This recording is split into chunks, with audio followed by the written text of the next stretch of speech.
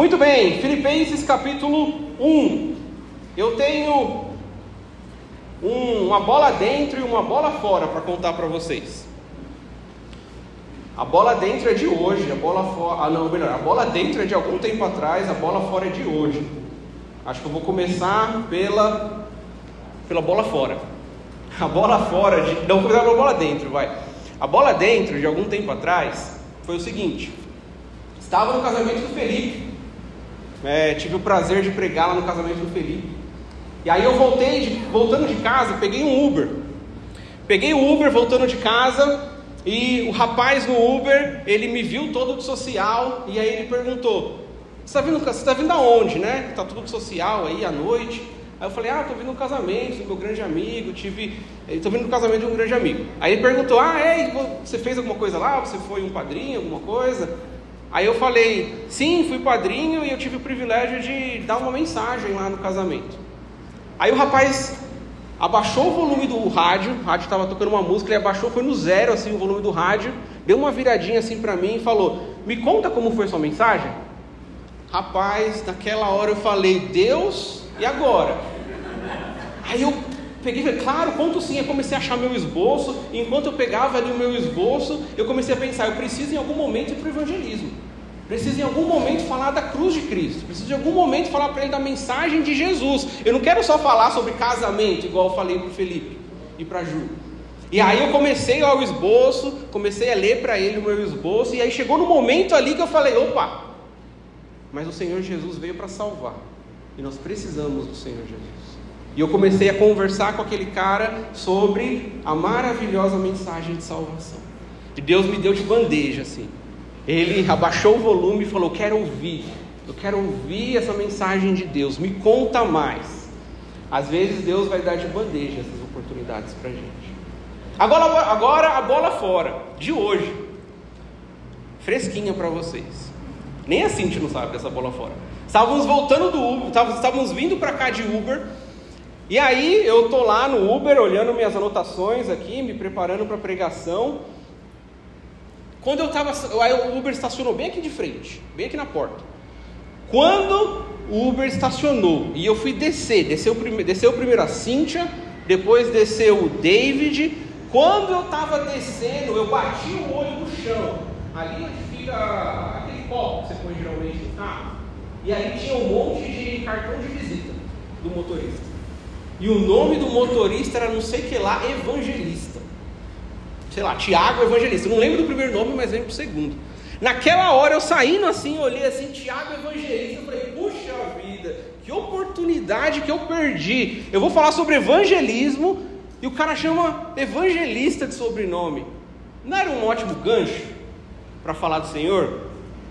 Às vezes nós perdemos oportunidades que Deus nos dá de bandeja também. Você provavelmente pode lembrar de gols que você fez e de bolas fora que você deu a respeito de evangelismo. Sabe outro tipo de bola fora e bola dentro que a gente pode dar, que também é dentro dessa mensagem? E dentro do tema de alegria que nós estamos vendo no livro de Filipenses? Às vezes nós somos condicionados como seres humanos, pecadores, a levar a vida dessa seguinte maneira: as coisas boas estão acontecendo comigo, então eu estou feliz, estou alegre. Mas quando coisas ruins estão acontecendo comigo, aí eu estou triste. Quantas vezes nós podemos lembrar de momentos que foram assim? O trabalho não foi estressante hoje, foi agradável, as coisas deram certo, o dinheiro entrou, e aí em casa eu estou uma bênção. O trabalho foi estressante, alguém ficou no meu pé, deu tudo errado, e aí em casa eu estou mal, eu estou com raiva. Quantas vezes nós podemos pensar em bola fora e bola dentro a respeito das circunstâncias da vida? Mas o apóstolo Paulo é alguém que nos ensina a respeito de ter alegria e saber evangelizar ou aproveitar as oportunidades de evangelismo em todos os momentos, em todas as circunstâncias. Tanto é que o apóstolo Paulo estava preso em Roma. O pastor Nori comentou na primeira pregação dele: se prisão já é ruim, Hoje, se prisão já é algo sujo, feio, nojento, algo triste, hoje, imagina naquela época. E Paulo estava preso, mas ele escreve uma carta de alegria. Paulo estava acorrentado, estava sofrendo, mas ele não olha para as circunstâncias do sofrimento dele e abaixa a cabeça e fica triste, mas ele tem alegria e ele evangeliza. Que desafio maravilhoso essa carta de Filipenses que Paulo escreve. O nosso subtema hoje é o avanço do Evangelho. Deus está avançando o Evangelho. Deus, não eu, não vocês. Deus está cuidando de avançar o Evangelho. E nós podemos ser participantes com Deus nisso. Nós podemos ser usados por Deus nessas oportunidades que Ele nos dá de bandeja. Nas circunstâncias que mesmo quando são ruins, nós temos alegria. Em tudo isso, nós podemos ser participantes para que o Evangelho continue avançando e para que nós possamos ser usados por Deus nessa tarefa. Mas é Deus que avança o Evangelho. Então aquele rapaz do Uber, eu tenho certeza que Deus vai colocar outra pessoa na vida dele para falar do amor de Deus. Eu perdi aquela oportunidade, eu nunca mais vou ver provavelmente o rapaz do Uber de hoje. Mas porque o avanço do Evangelho pertence a Deus, eu tenho certeza que Deus vai em algum momento, de acordo com o plano dele e a vontade soberana dele, colocar outra pessoa para falar do Evangelho para o fulano evangelista. Mas podemos ser participantes, e isso é empolgante, igreja.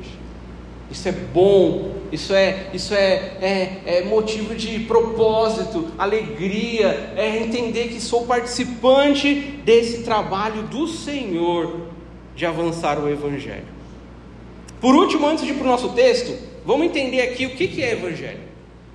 O Evangelho está avançando, mas o que é o Evangelho? Talvez você vai dizer, o Evangelho são os 4 primeiros livros do Novo Testamento, Mateus, Marcos, Lucas, João.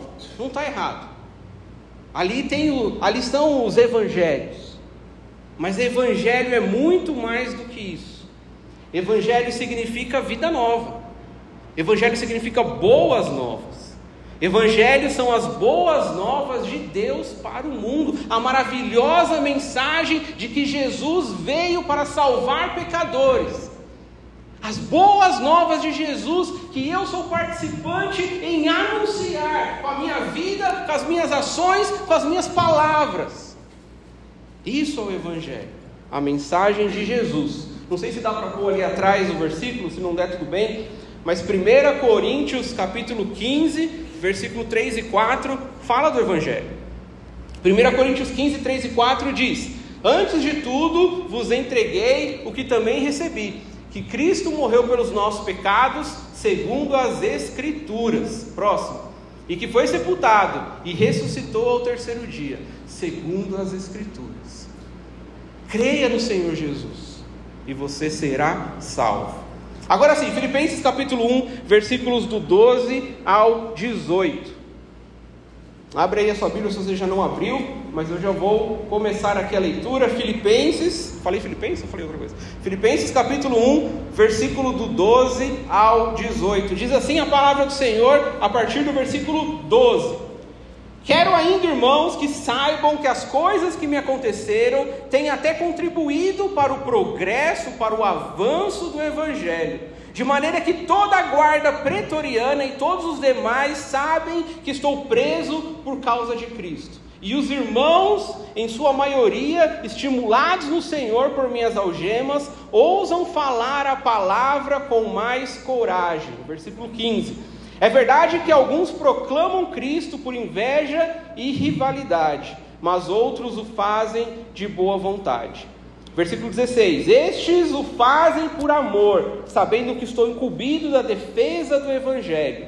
Aqueles, porém, pregam Cristo por interesse pessoal, não de forma sincera, pensando que assim podem aumentar meu sofrimento na prisão. Versículo 18. Mas que importa, uma vez que de uma forma ou de outra, Cristo está sendo pregado, seja com fingimento, seja com sinceridade, também com isto me alegro. Sim, sempre me alegrarei. Vamos orar mais uma vez. Senhor Deus, poderoso Pai, nesse breve tempo de reflexão, Senhor, pedimos que o Senhor nos conduza, ó Deus, que o Espírito Santo fale aos nossos corações, nos encoraje de uma forma sobrenatural, nos ajude, nos motive, mude o nosso viver, que o Senhor nos direcione, ó Deus, para vivermos Cristo, vivermos para Cristo. Obrigado, Senhor, pela Tua palavra, em nome de Jesus. Amém. Muito bem, como podemos ser participantes do Evangelho, da mensagem de Jesus? De duas maneiras. A primeira é através de uma vida de proclamação corajosa. O Evangelho nos leva a uma vida de proclamação corajosa a respeito da mensagem de Jesus. O versículo 12, Paulo começa falando que as coisas que aconteceram com ele, que foram muitas, Paulo foi maltratado, foi espancado, tiraram a roupa dele, foi preso várias vezes, ele agora está em Roma, está preso em Roma, então ele passou por um naufrágio, tantas coisas lá em Atos fala que aconteceram com o apóstolo Paulo, mas tudo isso, em tudo isso, ele se vê um participante naquilo que Deus está fazendo em Roma, no caso aqui. Tanto é que no versículo 13 nós vemos Paulo o evangelista, toda a guarda pretoriana e todos os demais naquele local, eles ficaram sabendo que Paulo estava preso não porque ele fez algo errado, mas porque ele falava da mensagem do Evangelho, da mensagem de Jesus. O apóstolo Paulo falava sobre Jesus, ele demonstrava e falava de Jesus. A guarda pretoriana é a guarda imperial. São 10.000 soldados, alguns vão dizer 10.000 soldados romanos, desse mais alto escalão que estavam a serviço de César em Roma. E essa guarda imperial, esses soldados especiais, eles precisavam se revezar para estar com Paulo 24 horas por dia naquela prisão, vigiando Paulo. Ali com Paulo, ali com ele. Imagina, eu fico imaginando eles ali no começo da semana, se preparando para a escala da semana seguinte. Eu fico imaginando um olhando para o outro e falando: terça-feira, quarta-feira é você que vai estar com Paulo. E o rapaz falando assim: puxa vida, não quero não, porque o Paulo ele não para de falar de Jesus. Paulo, da última vez que eu fiquei lá, que eu fiz a minha escala lá, Paulo, ele só falava de Jesus. Paulo, ele está ali acorrentado e ele não está triste, não está xingando Deus, não está insultando Deus. Paulo, ele está alegre e está falando sobre esse Jesus que morreu na cruz, que eu sou pecador. Eu não aguento mais essa escala.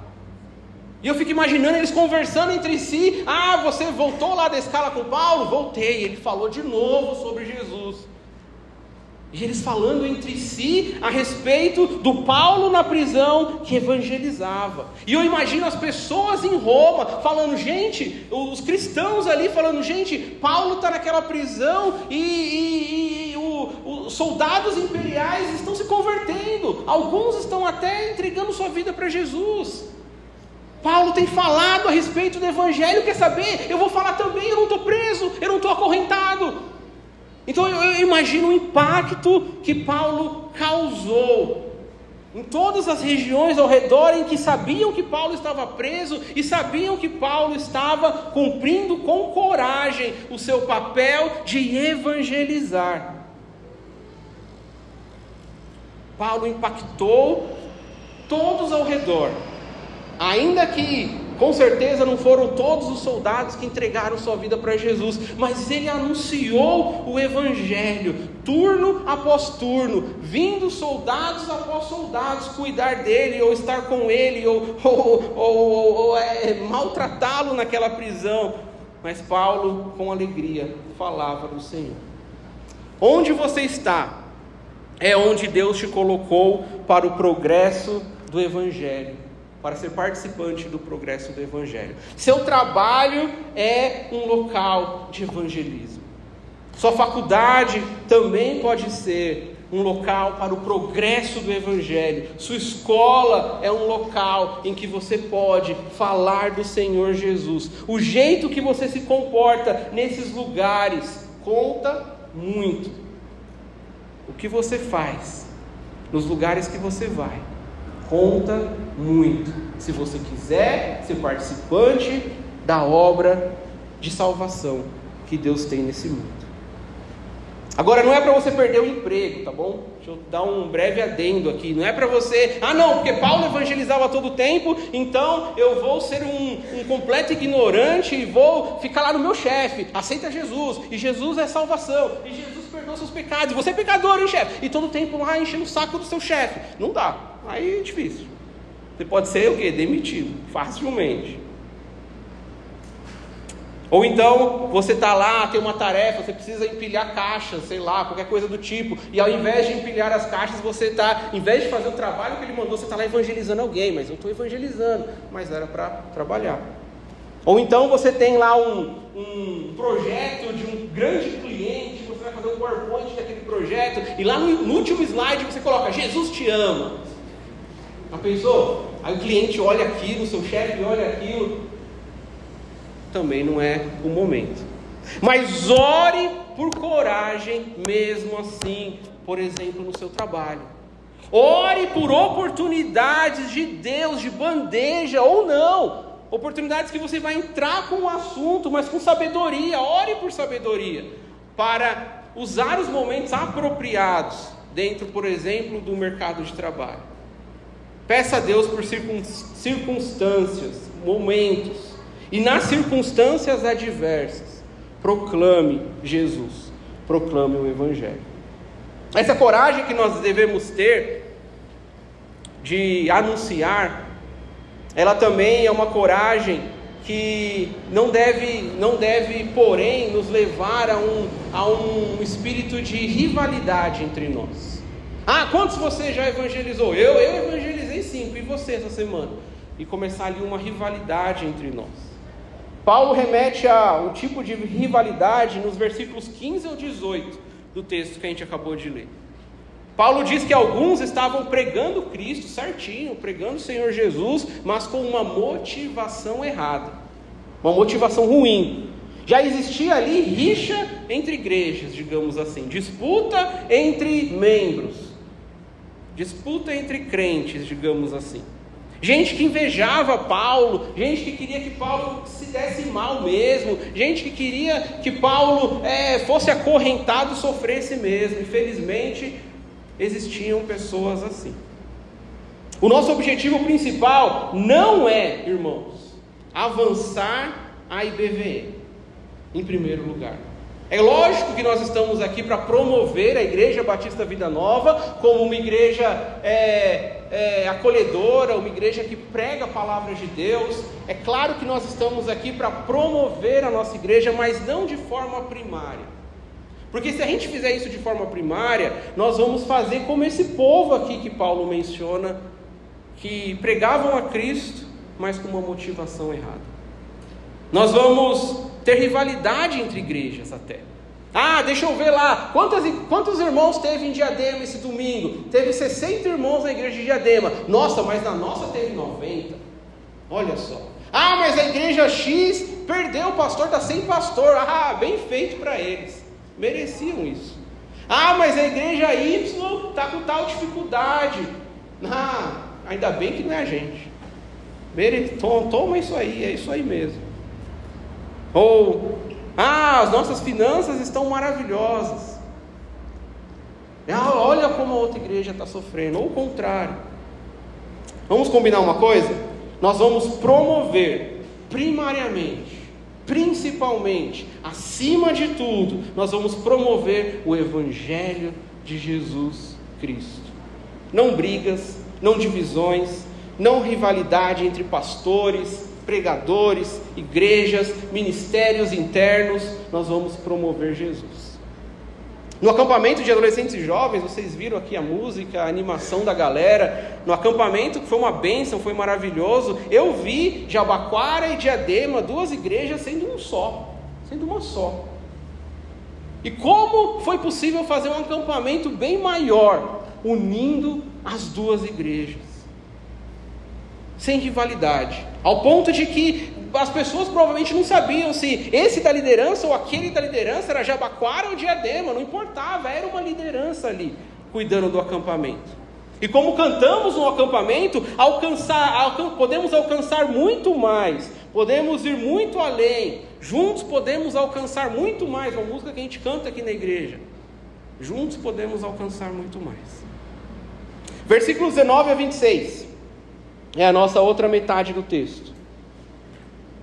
Se você puder aí, abrir Filipenses 1, a partir do versículo 19, diz assim a palavra do Senhor: porque estou certo de que pela súplica de vocês e com a ajuda do Espírito de Jesus Cristo, isso resultará em minha libertação.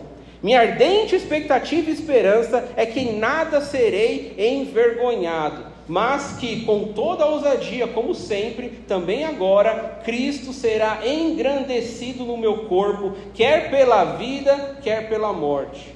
E aí o versículo 21 é a frase emblemática de Paulo, tão conhecida: porque para mim o viver é Cristo, e o morrer é lucro.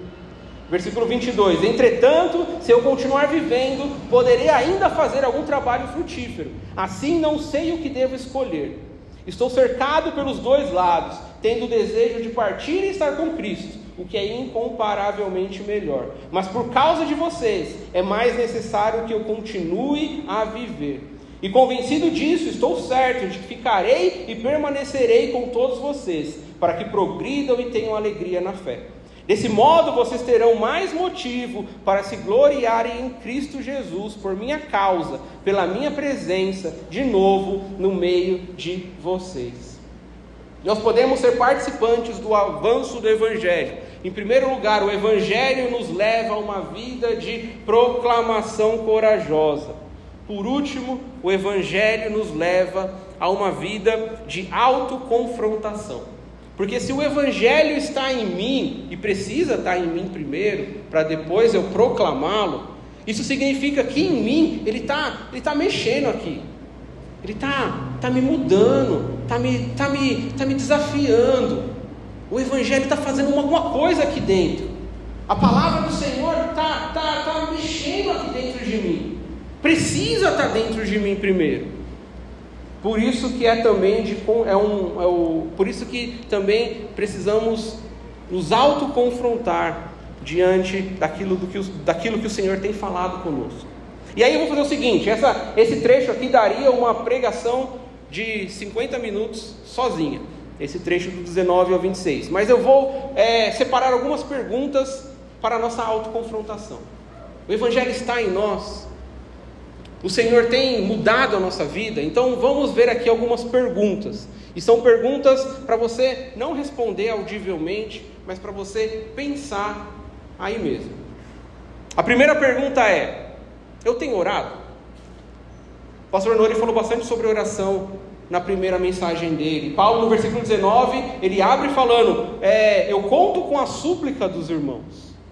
Você tem suplicado pelos irmãos? Você tem orado pelos irmãos? Uma frase sobre oração que sempre me confronta, sempre, é quando eu digo: eu vou orar por você. Eu acredito que não sou só eu que tem esse desafio, mas quando eu falo eu vou orar por você, essa frase em si, ela não é uma oração automática. Eu preciso orar pela pessoa. E quando eu não faço, eu sou tão confrontado pelo Senhor, porque não pode virar uma frase automática na minha vida. Eu vou orar por você, e aí nem lembro da pessoa. Você tem orado? Eu tenho orado? Pergunta número 2. Eu preciso mesmo de Deus? O versículo 19 também diz que Paulo conta com a ajuda do Espírito Santo. Eu preciso mesmo de Deus? Será que eu digo: Deus me ajuda, mas eu não preciso tanto assim, eu faço do meu jeito? Deus me ajuda, mas eu só vivo a vida cristã no domingo, e durante a semana eu nem lembro de Deus. Eu preciso mesmo de Deus? Se eu preciso de um guarda-chuva, e está chovendo, e eu preciso desse guarda-chuva, eu não vou esquecer o guarda-chuva. Agora, se não estiver chovendo, eu vou esquecer o guarda-chuva. Porque no fundo, eu não preciso.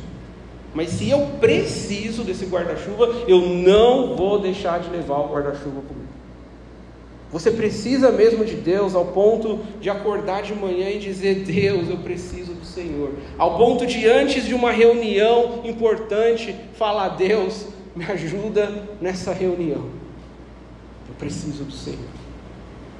O versículo 21, então, tem a frase famosa de Paulo: porque para mim o viver é Cristo e o morrer é lucro.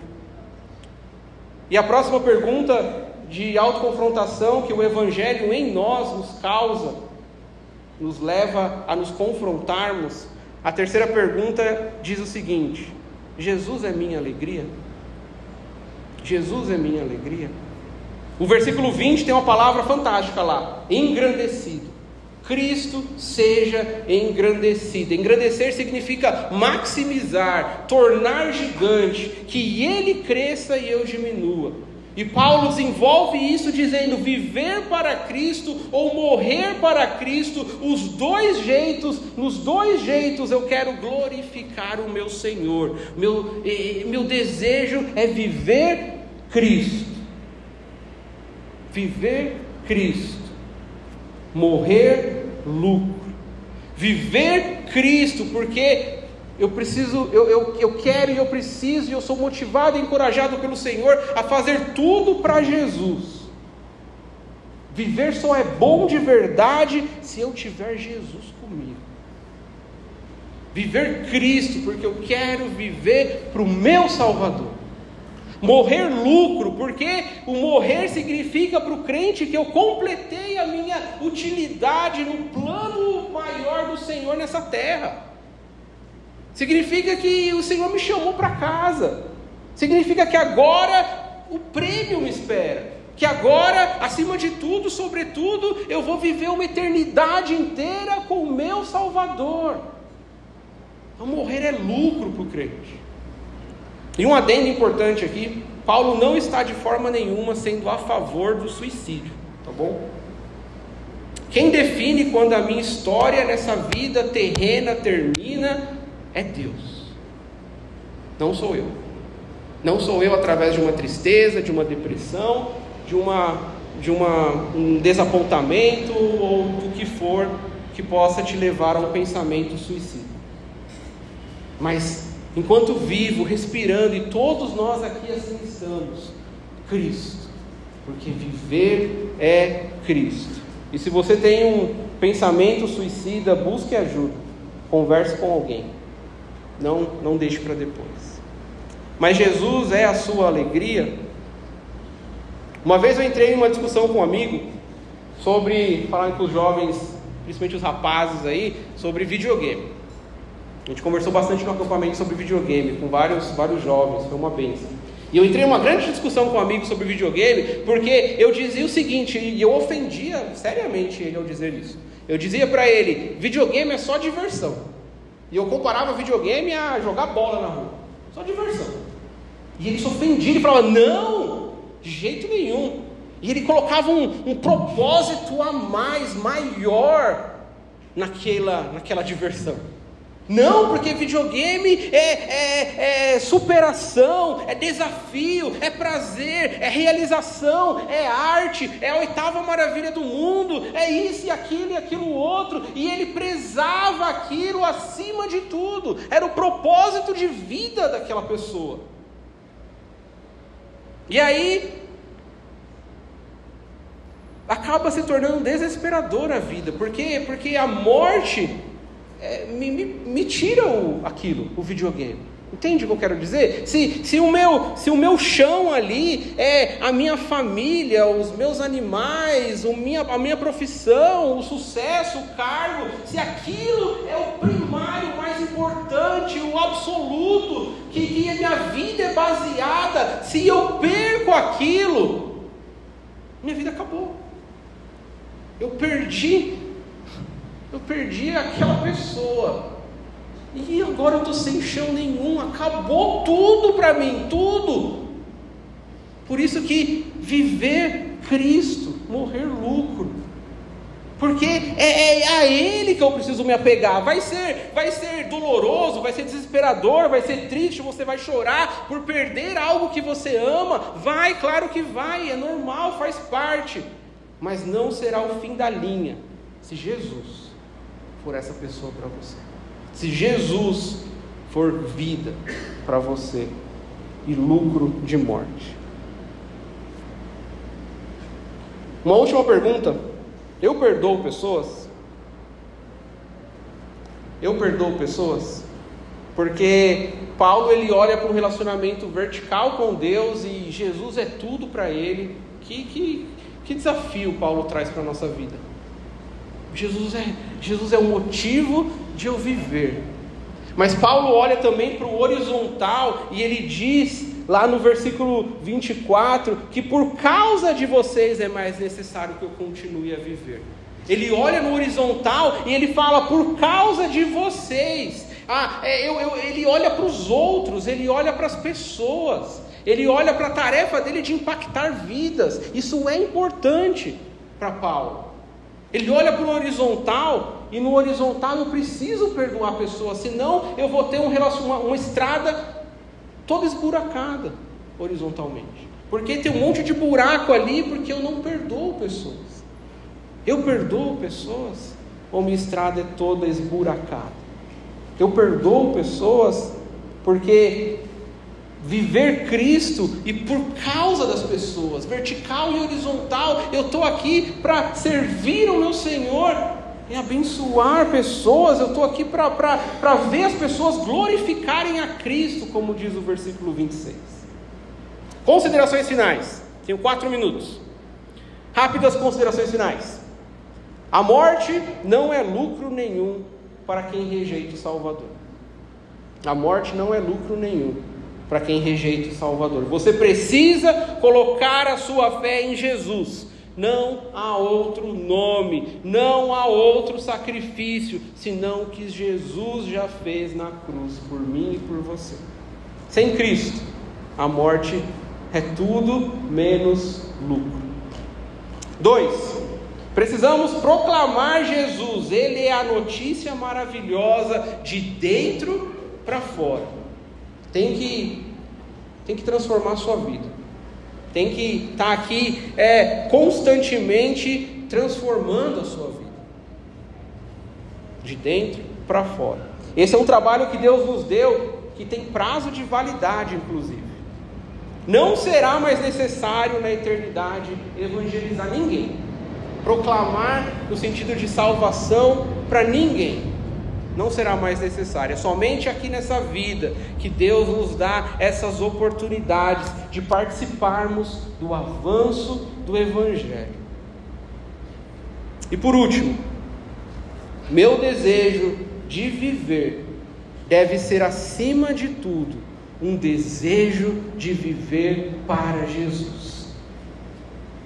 Viver para Jesus. Paulo, independente das circunstâncias, era alegre, feliz, vivendo para Jesus, porque vida é Jesus. Se Jesus não for a prioridade da minha vida, ele vai ser só uma coisa que eu faço de domingo. Meu desejo é viver para Jesus. E estamos aprendendo juntos. E nesse aprendizado, que o Senhor confronte o nosso coração, para que possamos tomar atitudes corretas para a glória de Deus, independente das circunstâncias.